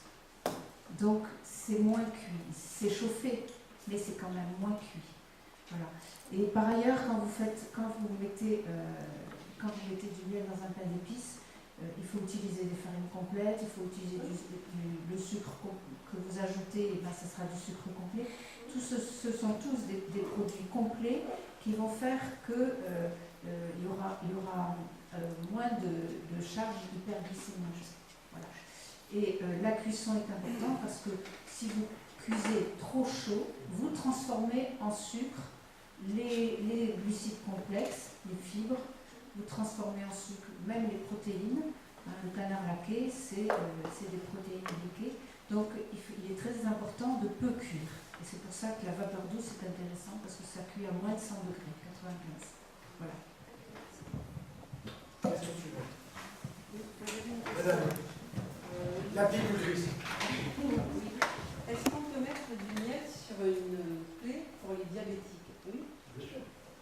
Alors, Ça ne fera pas monter sa glycémie. Hein. Comment on fait, nous, apiculteurs? Parce que nous, on n'a pas le droit de dire que le miel est bon pour ça. Là, vous ne le dites pas. Non, mais j'ai fait la parade. J'ai fait la parade. Mais est-ce qu'il n'y a pas des médecins que vous chapeautez ou on ne peut pas envoyer actuellement, je veux dire, le problème, c'est très simple. On vous dit qu'il y a de moins en moins de médecins, ce qui est vrai par rapport à il y a quelques années. Pour moi, il y en a encore trop. Pour moi, il y en a encore trop. Il y en a encore trop, mais dans la mesure où on informe le grand public. C'est-à-dire, le grand public a une conscience scientifique qui monte. Le grand public sait plus de choses aujourd'hui qu'il ne savait il y a 10 ans, maintenant 30 ans. Et donc, on vous a appris, par exemple, que les antibiotiques, on en abusait tous. Du coup, on a baissé. Bon. Et il y a eu des campagnes pour ça. Ben, je crois qu'on pourrait parfaitement faire des campagnes d'information sur des produits naturels qui ne coûtent pas cher et qui en plus stimulent une agriculture de qualité, ce que je disais tout à l'heure, agriculteur premier acteur de santé. Donc le gars qui vous fait de la bonne viande, du bon poulet, des bons légumes, des bons fruits, des bons légumes, sans que vous ayez des pesticides dans la pomme, dans la poire, dans le kiwi et dans le reste, bon ben, je pense qu'il fait mieux pour la santé que les médecins. Vous voyez? Donc, bon, mais ça veut dire que moi je pense que nous sommes à un tournant dans la santé publique. Parce qu'on a tellement dépensé, on perd tellement de pognon avec ça qu'on ne peut pas mettre l'argent là où il faudrait le mettre. Dans l'éducation nationale, pour aider des gosses qui n'arrivent pas à lire et écrire. Quand vous pensez que vous avez 20% de gosses à la sortie du CF2, ça veut ni lire ni écrire qui ont été correctement. Pas de ça. Alors, est-ce que c'est la faute des professeurs? Alors on dit c'est la faute des parents. Et si les parents ne parlent pas bien français, comment le gosse puisse s'entendre? Alors on dit interdiction de faire les devoirs à la maison. Alors que ceux qui peuvent le faire, ben, tant mieux, ils sont en avance. Et puis les autres, on va passer plus de temps avec eux, ceux qui sont en difficulté. Cet argent que l'on dépense dans la santé, il faut absolument le réduire pour mettre l'argent dans des causes plus justes. Ça ne veut pas dire qu'il ne faut pas qu'on se soigne, c'est pas ça que je veux dire. Ça veut dire que nous devons être moins malades. Moi, je vois beaucoup de mes collègues qui sont malades. Je donne un exemple. Mon frère aîné a eu une coxarthrose bilatérale. Il souffrait beaucoup. Je l'ai envoyé à un collègue qui était chirurgien orthopédiste. Il a vu la radio, il a examiné, puis il m'a dit écoute, il faut lui changer les deux hanches. Il faut foutu ces deux hanches. Il souffre beaucoup. Bon. On lui change sa première hanche. Je vais le voir à la clinique, à l'hôpital, et il me dit ouais, le chirurgien, vous êtes pénible parce que quand même ça fait mal, il y a une cicatrice, il y a des grains, il y a des redons, il y a des cires, en plus maintenant kinésithérapie pendant 1 mois, 2 mois. Et en plus, il me dit dans 6 mois, il faut que je fasse l'autre hanche, il a déjà pris le rendez-vous. Je lui dis mais est-ce que tu veux vraiment te faire opérer de l'autre côté? Il me dit mais je souffre. Elle me dit, mais tu as l'air d'avoir une solution. Je dis, bien sûr que j'ai une solution. Elle me dit, c'est quoi ta solution? Ben, je dis, il faut que ta femme écoute la mienne. Il a été opéré il y a 6 ans, il ne s'est pas fait opérer d'autre hanche. Mais mes collègues orthopédistes, ils me disent, mais ferme-la, tu nous emmerdes. Parce que nous, on se les ferme, non. On fait la hanche, on fait les genoux, maintenant on a des prothèses de coude, on va avoir le poignet. Répète. Remboursé par la Sécu. Et quand les gens vont chez le pharmacien, ils n'ont pas l'impression que ça coûte. Ils filent la carte verte. Non mais c'est vrai. Un peu moins. Mais moi je pense que le système n'est pas bon. Le système c'est on doit payer, savoir ce que l'on paye, et ensuite il y aurait le remboursement qui est une prise de conscience. Comme avant, bien sûr. Seulement si vous faites ça, c'est une révolution. Et puis que sur la carte, il y ait peut-être aussi la photo, que ce soit la vraie personne. Monsieur. Bon, donc, on est agriculteur professionnel. Si Annie, vous êtes sur le gars Bagnols-sur-Cèze, moi je travaille je suis formateur en Rodian, donc en agriculture. Donc, du miel à 30 €, c'est comme vous voulez, vous avez bien compris, il n'y a pas de problème. Donc, par contre, pour tout le monde, le miel, d'accord, mais il y a miel et miel. Oui. Le miel à 2,50 € que vous avez dans les grandes surfaces, vous évitez à prix. Il arrive de Turquie, celui-là. Le miel chinois arrive en France à 1,28 € le kilo. Maintenant, vous faites ce que vous voulez avec. Il faut qu'il y ait écrit chinois dessus. Non, absolument pas. Absolument pas. Le miel chinois arrive en France sous l'appellation Espagne ou Allemagne ou Belgique. Donc, acheter du miel bio avait marqué France ou originaire de France. Et si vous ne départissez pas de ça, vous achetez de la merde. En sachant que toutes nos abeilles sont malades et que même en bio, on est obligé de faire des bithérapies, ça vous parle, et que donc je vous laisse augurer sur ce que font les autres. Maintenant, ce qu'il faut être conscient de bien voir et d'être clair avec quand vous proposez du miel et des produits de la ruche à tout le monde, c'est que les premiers responsables de l'utilisation de glyphosate, donc de Roundup, là en France, sont les particuliers. Ce n'est pas les agriculteurs. Donc, chacun d'entre vous, dans votre jardin, vous laissez des fleurs. S'il n'y a pas de fleurs, il n'y a pas d'abeilles. Il est bien clair que l'abeille est venue au monde, sur notre terre, le jour où les fleurs sont reproduites par les plantes sont reproduites par les fleurs. Avant, c'était des guêpes. Donc, vous n'avez pas de fleurs chez vous, dans vos pelouses, vous n'aurez pas d'abeilles. Donc, les premiers destructeurs d'abeilles, ce sont certainement chacun d'entre vous devant chez vous dans votre petit carré de pelouse. C'est bien de le préciser. Donc, à partir de là, le glyphosate, vous oubliez, vous laissez des fleurs, et puis nous, on se charge de faire des abeilles, et ni les craintes, les abeilles, il y en aura toujours, oui. Einstein sera toujours mis de côté. Ça nous fait plus de travail, notre miel est plus cher, je suis d'accord avec vous, mais on a du travail derrière. Mais il n'est pas à 30 €. En bio, on peut négocier, si vous voulez. Il n'y a pas de problème. Merci. Merci à vous, merci beaucoup de cette présentation. Autre question?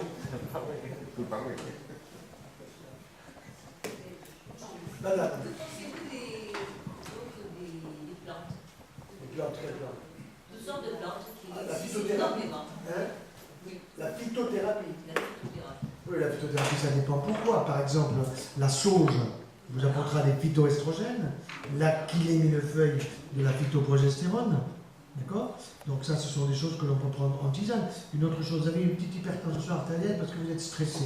Bon, le docteur vous dit, ah, vous avez 14 ou 15 de tension, vous avez fait des petits pics à 17, vite, allez voir le cardiologue. Lequel, lui, va vous donner un traitement pour que vous ayez 12. À 12, vous êtes crevé, vous traînez. Alors que ce qu'il faut faire, c'est prendre des tisanes de feuilles d'olivier. Tisane de feuilles d'olivier séchées. Donc, vous croyez, Mais bien sûr que j'y crois, je le fais. voilà. Quand j'ai...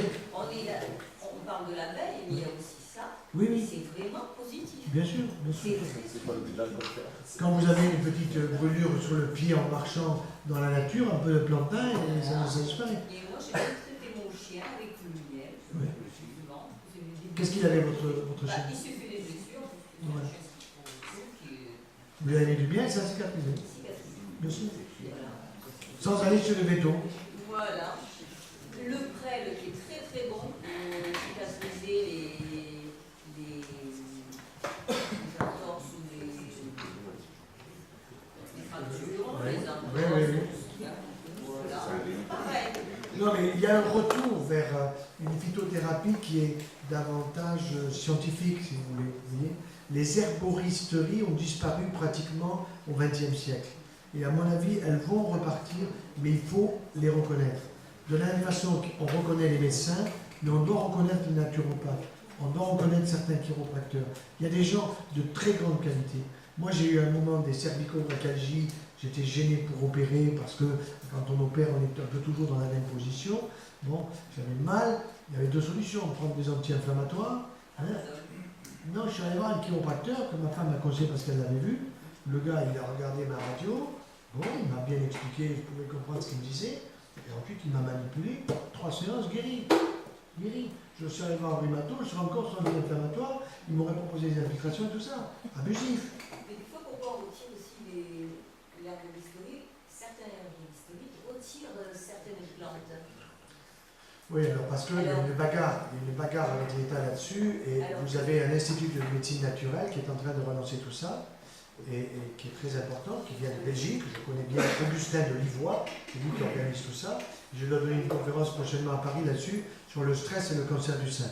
Vous voyez, j'ai donné une conférence à Paris, dans un amphi, je pensais qu'il y aurait 30 personnes. Il y avait 800 personnes, il y a des gens assis par terre et partout. Incroyable. Et tout ça, des gens orientés vers l'écologie, orientés vers les plantes. Il y a un besoin. Vous voyez. Alors il ne s'agit pas d'être un taliban des plantes en disant je refuse de me faire opérer, je refuse de prendre un traitement qui est nécessaire. Non, mais il y a énormément de vertus thérapeutiques dans ces produits de la nature. Ça c'est sûr. Madame, oui. Le miel, vous dites cicatrisant. Est-ce qu'on peut en passer sur du psoriasis? Bien sûr. Bien sûr. Vous pouvez en passer sur le psoriasis. Alors admettons, le psoriasis c'est souvent bilatéral. D'accord? Donc admettons qu'il y en ait sur le coude. Eh ben, le conseil que je vais donner, j'ai donné ce matin dans un mail à une personne qui avait la peau très sèche, je lui ai donné des conseils, vous allez le faire que sur le bras, hein, droit ou gauche, celui qui est le plus abîmé, alors que c'était bilatéral, et sur le membre inférieur. Pendant 15 jours, vous ne faites rien sur l'autre côté. Et vous allez voir ce que ça donne. Ce n'est pas du jour au matin qu'on va voir la différence, vous comprenez? Donc c'est comme ça qu'il faut faire, et là vous faites vous-même, vous êtes en train de faire une expérience sur vous-même, qui n'est pas négative. Vous dites, ben, c'est zéro, ça n'a rien fait, au contraire, c'est efficace. Le miel et propolis. Ensemble. C'est même très souvent intéressant de recréer une synergie sur les produits d'arruche, de faire mélanger miel, propolis ou pollen en même temps. On recrée les synergies qu'il y a dans l'écosystème ruche et on a des résultats qui sont certainement beaucoup plus à quantifier, certes, mais qui sont beaucoup plus efficaces. Beaucoup plus efficaces. Vous êtes enseignante dans une structure pour former des agriculteurs, c'est ça? C'est ça. D'accord. Et vous avez combien de... Vous estimez combien d'agriculteurs dans le Gard? En professionnel? Oui. J'en ai aucune idée. Mais le lampe d'œuf, non. Il y a un monsieur derrière qui est là, ça va. Pour le Gard et le syndicat d'apiculture, il y a 2 syndicats d'apiculture dans le Gard. Hein. Voilà. Il y a 2 syndicats. Et il y a, en tout cas pour celui dont je fais partie, il y a 370 apiculteurs, donc 98%, je vais dire, d'apiculture de loisirs, Oui. et à peu près 6000 ruches sur le Gard. Et sur la communauté d'agglo de Nîmes, on doit être autour de 300 ruches, parce qu'il faut savoir qu'il y a des ruches en Nîmes. Moi j'habite certes Castanet, il y a des ruches dans mon jardin. Et comme vous l'avez dit, si on ne les chatouille pas, ça se passe très bien avec les voisins. Et c'est aussi un moyen de lier connaissance avec les voisins quand on leur fait découvrir une ruche et qu'on leur offre un produit. Actuellement, il y avait un rucher Paul sur Nîmes. Il y en a actuellement 3 sur le Gard, un 3e qui va s'ouvrir, parce que de plus en plus de gens ont envie d'avoir 1-2 ruches au fond de leur jardin et se mettent vers un retour vers la nature. Alors ça fait pas de concurrence à nos collègues acteurs professionnels, hein, c'est pas du tout l'objectif, mais il y a un grand plaisir effectivement à partager, à vivre ensemble des passions. On se fait piquer naturellement et bon, ben, on se fait soigner aussi naturellement parce qu'on ne peut pas faire d'apiculture quand même sans être à l'abri de quelques piqûres de temps en temps, mais ça fait partie du jeu. Et moi je suis ravi qu'il y ait de plus en plus de gens. On a actuellement 50 candidats pour les cours qui vont commencer au mois de février. Ah oui. Et dans le département de l'Gard. Oui, c'est ça. Alors, si vous me permettez, allez-y, bien sûr. moi ce qui me. Donc, pour en revenir au volume de ruches, il faut savoir que le département du Gard, globalement, recueille 80% du cheptel national pendant l'hiver. En hivernage, il y a 80% du cheptel national. Donc, ce qui veut dire que ce n'est pas des quelques milliers de ruches, des centaines de milliers de ruches que vous avez à la région. Et que dans la mesure où on a une ruche, on est tous des apiculteurs, nous on a une profession, c'est producteur de miel, et il n'y a pas d'antagonisme entre apiculteurs. Le seul sujet sur lequel moi je suis réticent, c'est que en fait, quelqu'un qui achète une ruche achète un écosystème, il n'achète pas un animal. Il faut savoir que dans la ruche, les abeilles se ressemblent toutes, mais ne sont jamais les mêmes. Donc on achète un écosystème. Donc quand on a une ruche dans son jardin, c'est pas anodin, c'est pas quelque chose qui est banal. Il faut savoir manipuler cet animal-là, cet écosystème, et il faut surtout savoir le guérir. Parce que, entre autres, mais il y a plein de bactérioses, il y a plein de bactéries, il y a des pathologies. Il y a des pathologies qu'il faut savoir, en tous les cas, reconnaître et traiter de manière adéquate. Alors, comme certains, on peut carrément mettre des antibiotiques, il n'y a pas de problème, ça marche très très bien. Maintenant, les antibiotiques sont étant liposolubles, vous allez en avoir dans les cires, vous allez en avoir dans le miel, vous allez en avoir partout. Donc, il faut savoir ce qu'on fait avec cet animal-là.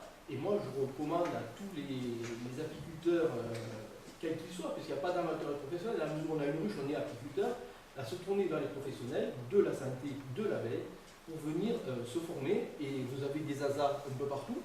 Et faites en sorte d'être chez des ASA, agents sanitaires apicoles, pardon, dont je fais partie, mais de manière à ce que ce soit bien clair qu'on ne laisse pas des pathologies se développer dans la nature, parce que sous couvert de faire du bien et de se faire du bien avec une ruche à la maison, on fait des conneries. Oui, je comprends. Donc à partir de là, il faut bien avoir conscience qu'une ruche qui n'est pas traitée va impacter toutes les ruches des alentours. Donc c'est dangereux, c'est un animal dangereux pour les autres. Donc à ce niveau-là, moi, c'est là où je mets les signaux gyrophares. D'où formation.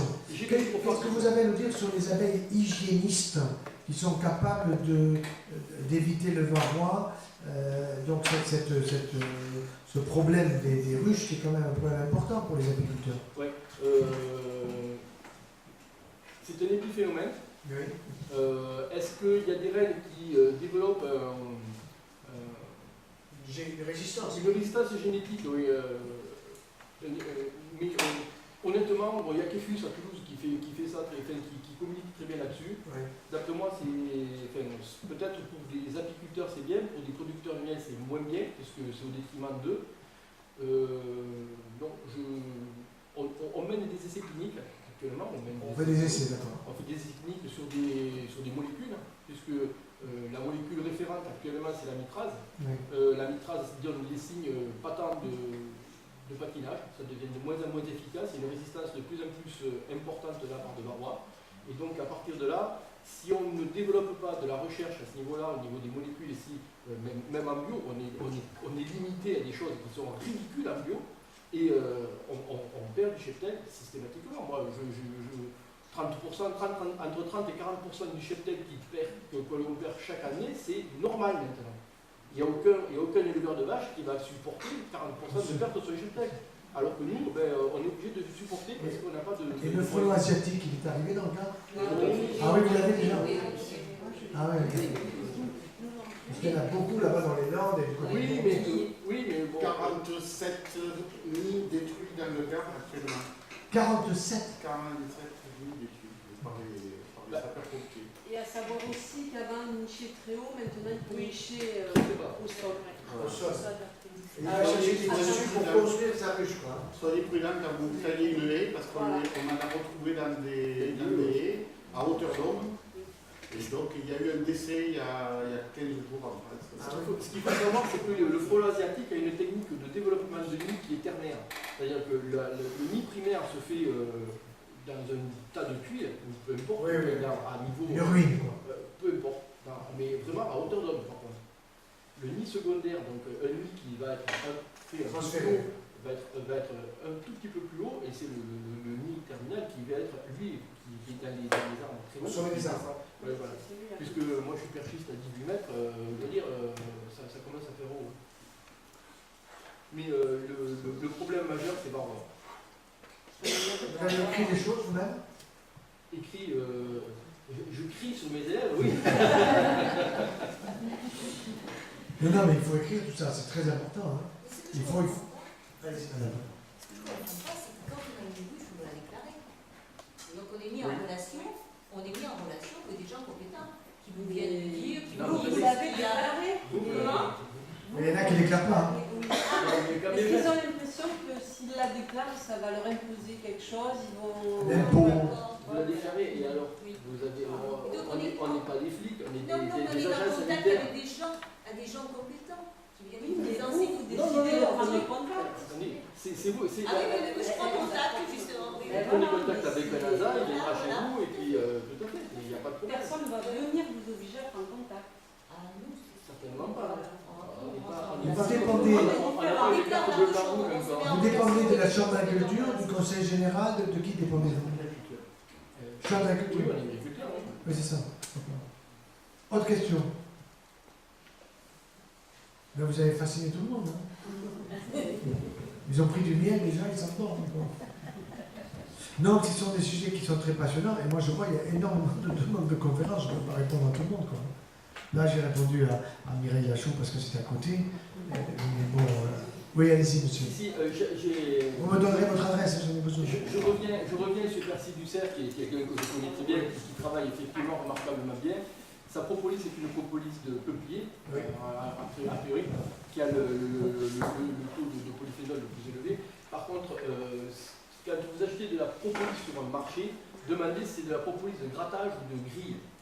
Ça, c'est fondamental. Je veux dire, Alors, la bonne, c'est laquelle? il y a deux manières de fabriquer de la propolis. Donc, c'est de gratter les cadres. Donc, quand on fait l'extraction, on gratte les cadres. Donc, forcément, on gratte et on gratte la peinture, le bois, tout ce qui va avec. Donc, vous avez ça. Ou la propolis de grille. Donc, la propolis de grille, c'est-à-dire que sur le haut des cadres, on met une grille à violer. Comme les abeilles ont horreur des trous, ils vont boucher ces trous, donc on récupère la propolis, mais sans le bois, sans la peinture, sans le reste. Donc, voilà. Donc, vous dites grattage ou grille? Voilà, grille. Vous oubliez le grattage. Oui, non, on demande votre adresse. Et vous demandez. Non, vous voyez, c'est très important ça. Ouais, parce que, bon, voilà. D'accord. Parce que quand on la met en solution, en solution alcoolique, j'ai une. Moi, je la mets en solution alcoolique dans du whisky ou dans du rhum. C'est nettement meilleur. Ah, dans le Ah oui, whisky. c'est bien meilleur que l'alcool de pharmacie, je suis désolé. Dans le rhum, dans le rhum. En plus, on en a plus de l'alcool de pharmacie. Oui, c'est vrai. Ah, mais du rhum, il y a Inflammable. Percier du cercle, vous la mettez dans du cognac. Oui, du cognac bio, mais bon, il est snob un peu, Percy. Ouais, bon. Mais ceci dit, c'est vrai que la propolis de grille, il faut pas passer à autre chose. Oui, d'accord, c'est clair. Après, ou à part, il faut vraiment être équipé à la distillation, derrière, il n'y a personne qui Oui, oui, oui. distillation, il y a beaucoup. Donc, vous êtes un des boss des traiteurs, des chirurgiens et thérapeute des abeilles, quoi. Je bosse à personne. Non, Je c'est dis bien. juste. C'est ça. Je bosse pour les abeilles. Vous bossez pour les abeilles. Mireille? Une question de néophyte peut-être. Mais le miel, moi je préfère le miel liquide, mais on me dit que c'est quelquefois du miel chauffé, que c'est pas très bon. Ah oui, parce que dans le miel, il y a des sucres naturels, donc il ne faut pas qu'ils soient transformés en les chauffant. Hein, je dis tout à l'heure que la cuisson transformait les glucides en sucre à indice glucidique élevé. Mais pour ce qui est du miel, il y a aussi des ferments. Et donc on détruit les ferments, ils sont plus actifs. Ce qui fait que ce sucre n'est plus fermentescible et donc il est beaucoup plus hyperglycémiant. Vous voyez par exemple la mairie de Lille. Moi j'ai été invité à une conférence, je ne sais pas si vous étiez venu à Lille. Eh bien à la mairie de Lille, vous avez une personne qui travaille pour la mairie, hein, c'est-à-dire un fonctionnaire de la mairie, spécialisé dans le problème des abeilles. Et qui a mis des ruches sur plusieurs établissements de la ville. Un écolo d'ailleurs, c'est un type qui est dans l'écologie. Et bon, je trouve que ce sont de bonnes idées, ces choses comme ça à développer. Est-ce qu'il y a d'autres questions? Je voulais vous demander, le frelon, comment il se présente? Comment le frelon qui est difficile là? Le frelon asiatique? Oui. Ben, le frelon asiatique est plus petit que le crapaud. Le crapaud, c'est le frelon que vous avez l'habitude de voir, qui est sur le gros jaune. Bouché, Bon. oui. L'asiatique, il est tout noir, il a le dernier jaune. Il a le dernier, le cul orange fluo. Donc, Ouais, c'est ça. pas Fluo, quoi. Presque de nuit, on le voit. Ah ouais. Et pour l'attraper, il faut prendre une bouteille, vous la coupez en deux en plastique, vous mettez de la bière et il vient picoler. Et il passe. C'est comme ça que vous faites? Non, parce que tout dépend de l'époque en fait. Ah. Il faut Mais ça attrape des abeilles. il faut faire gaffe à ça. Et puis, en fonction de l'année, enfin, de la période de l'année, je veux dire, et des besoins en protéines ou en sucre, il faut mettre un appât qui est différent. Ça peut être de la croquette pour chat, quand il y a besoin de protéines, comme de la bière avec du sirop de vanille, éventuellement à la fin. Mais en fonction de la période de l'année, il ne faut pas piéger avec les mêmes choses et surtout faire attention de laisser des pièges qui aient des trous suffisamment gros pour que les abeilles et les autres hyménoptères puissent se barrer. D'accord. Sinon, si c'est pour plus tout le monde, c'est pas la peine. Est-ce qu'il y a d'autres questions ou des questions concernant Famille de France? Si vous en avez, c'est le moment. Tout va bien. Oui, alors, je termine simplement en vous disant qu'à l'heure actuelle, il y a une grosse demande de conférences sur les sujets qui concernent le problème du mariage et de l'adoption. Alors nous avons pris une position, et nous allons peut-être modifier cette position au niveau du Conseil d'administration nationale. La position que nous avons prise, elle est très simple. On a regardé de très près tous les sondages, et les sondages en France ont montré que les Français sont favorables au mariage des couples de même sexe, jusqu'à 68%, c'est tombé à 61% actuellement, après les discussions, les radios, les télés, etc. Bon. Par contre, les Français ne sont pas d'accord pour l'adoption. Les sondages montrent que l'adoption, c'est 49-51, et même c'est en train de descendre à 47-46. Le sondage qui se fait en permanence. Ça montre qu'il y a une certaine sagesse, au sens que, bon, après tout, le mariage, que les religions et que l'État se débrouillent entre eux. Seulement, normalement, le mariage en France donne la possibilité d'adopter, sauf s'il y a référendum. Or, le référendum est parfaitement possible. Nous avons consulté un constitutionnaliste donc spécialisé dans le domaine, qui dit que le souverain, c'est le peuple. Sur des sujets aussi graves de société, c'est le peuple qui est souverain. Donc nous demandons un référendum à 3 questions. Première question, êtes-vous pour ou contre le mariage des couples de même sexe?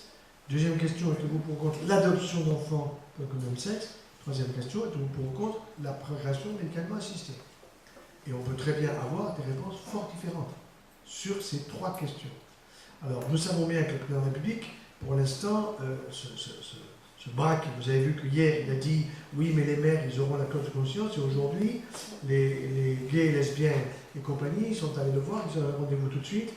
Et ils ont dit mais non, je n'ai pas dit ça. Alors moi, j'ai demandé ce soir un rendez-vous. J'ai dit vous avez reçu les gays, lesbiennes, je vais vous voir demain, n'importe quelle heure. Jour ou nuit, à minuit, je serai dans votre bureau. Donc, je suis sûr qu'il ne va pas me recevoir. Parce que nous ne sommes pas un lobby suffisamment pointu au niveau de l'oseille.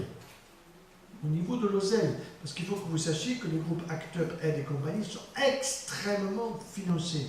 Extrêmement financés. C'est des sommes colossales. Donc, Moi, ce que je veux, c'est demander le rendez-vous pour obtenir que je n'aurai pas le rendez-vous. Parce que je rendrai public que je n'ai pas obtenu le rendez-vous alors que l'autre a eu. Là, il y a une vraie discrimination. Donc, ce qui veut dire que la question que nous allons nous poser, et Mireille Lachaud sera présente à notre prochain conseil d'administration qui a lieu dimanche, donc quasiment en urgence, après un séminaire de discussion, de réflexion, nous serons 30 à travailler ensemble. La question, ça va être, est-ce qu'on va manifester ou est-ce qu'on ne va pas manifester le 13 janvier? Pour l'instant, nous ne sommes pas allés manifester, on a laissé la liberté à ceux qui ont voulu y aller. Mais nous allons réfléchir, voter à bulletin secret pour savoir si on y va ou si on n'y va pas. Il n'est pas question qu'on aille se mélanger avec du politique, hein, parce qu'on peut être récupéré, ou avec du religieux, parce qu'aussi on peut se faire récupérer. Donc nous ne voulons aucune récupération possible. Mais je veux dire, la décision n'est pas prise, nous persistons sur la demande du référendum. Et j'ai fait passer je suis passé sur Europe 1, sur LCI, sur C'est dans l'air et sur donc, radio et télé, et nous disons que la solution n'est pas 50, le président de la République étant en chute dans les sondages, il a besoin de remonter. Et pour remonter, il dit, je fais confiance au peuple, après tout, c'est vous qui décidez, donc je vous pose 3 questions, et puis après, on verra bien. Bon, c'est ça qu'il faut qu'il fasse, madame. Oui, pourquoi il n'y a pas la 4e question? Est-ce qu'une personne célibataire peut adopter? Elle peut déjà. Oui, elle peut déjà. Elle peut déjà. Ce qui veut dire que si vous êtes homosexuel, un des deux peut adopter et il devient le Oui, parent. alors, vous avez tout à fait raison, et nous avons donné une option là-dessus. Nous avons dit, une personne qui veut adopter seule, comme vous ne pouvez pas reculer sur le problème des lois, il faut lui imposer un référent de sexe opposé. Exemple, je suis, en général c'est des femmes, hein. Je suis une femme de 35 ans, je veux avoir un enfant, j'adopte un enfant en Chine ou ailleurs, ou en France. Bien. Eh bien, on devrait dire, parce que l'adoption monoparentale, elle vient de la guerre. C'est-à-dire, après la guerre de 14, dans les années 20, il y avait des gosses, papa, maman étaient morts à la guerre, et c'était la voisine qui adoptait l'enfant. Bon. Et il fallait voir comment, sur le plan légal, la filiation, que ci, que ça. Donc ils ont créé, soit en 1966, l'adoption monoparentale, mais l'adoption monoparentale, c'est les résultats des guerres de 14 et de 40. Nous ne sommes plus dans cet état-là. Nous ne sommes plus. Donc, ce qu'il faut, c'est obliger, je vous donne la parole, obliger au référent de sexe opposé, parce qu'un gosse, pour se construire, il a besoin d'un papa et d'une maman. Mon souci, c'est que si le référent décède, l'enfant va partir. Mais on peut perdre son papa aussi. Famille, On peut perdre son papa ou son mais maman. l'autre n'a plus aucun droit sur cet enfant. Il peut se retrouver, l'autre.